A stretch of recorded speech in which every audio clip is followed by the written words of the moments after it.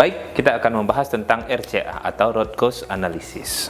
Nah, kalau misalkan ngomongin RCA ini, apa itu? Sebuah metode analisa yang digunakan untuk mengidentifikasi akar suatu permasalahan atau kejadian yang tidak diinginkan.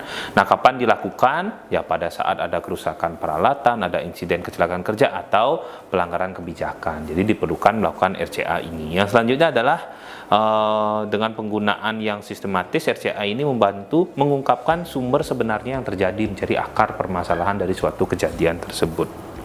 Nah, selanjutnya tujuannya dan manfaatnya, yang pertama adalah menghindari terulangnya masalah, yang kedua adalah memperbaikan untuk keberlanjutan, yang selanjutnya adalah pengambilan keputusan yang lebih baik, yang keempat meningkatkan efektivitas dan produktivitas, yang kelima adalah keselamatan dan kualitas yang lebih baik, yang keenam meningkatkan kepercayaan pelanggan pada suatu perusahaan. Ini juga sangat penting di kita di klinik dan pelayanan kesehatan. Langkah-langkahnya ada 10.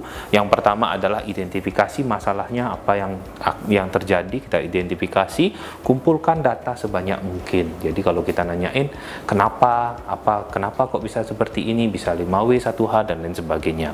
Selanjutnya adalah analisis dari fakta dan bukti. Sudah tadi informasinya, mana yang fakta, buktinya seperti apa, sudah cocok tidak kita analisa. Identifikasi gejala, gunakan matriks analisa yang sesuai. Nah, di sinilah salah satunya nanti akan saya buatkan contoh penggunaan permasalahan, mencari masalah akar masalah menggunakan Fishbone. Selanjutnya identifikasi akar permasalahannya, baru verifikasi akar penyebabnya, baru yang ketujuh adalah verifikasi akar penyebabnya. Selanjutnya rancang tindakan perbaikan, yang ke-10 implementasikan tindakan untuk perbaikan, lalu kita evaluasi. Jadi RCA ini terus berulang seperti siklus. Jadi kita cari akar masalah, perbaiki, lagi kita evaluasi ulang lagi. Nah, ini yang tadi saya bilang di materi yang sebelumnya itu adalah tentang FMEA. Jadi kalau FMEA itu sebenarnya untuk mengevaluasi sebelum dan sesudah terjadinya sesuatu, namun bisa menjadikan desain yang lama membuat desain yang baru. Namun kalau RCA ini ada permasalahan, dicari permasalahannya, ini adalah analisis penyebabnya, yaitu yang pertama dengan material, metode, sama mesin. Nah, di sini kalau kita ngelihat apa sih yang kita dapatkan dari ini adalah hasil dari RCA-nya itu, akar permasalahannya. Yang pertama, kita lihat dari nya, ternyata yang tadi saya bahas adalah rekam medis manual. Apa sih permasalahan-permasalahannya? Yang pertama, ada kesalahan dari pengambilan rekam medisnya. Yang kedua, ketidaktelitian dari penyimpanan rekam medisnya.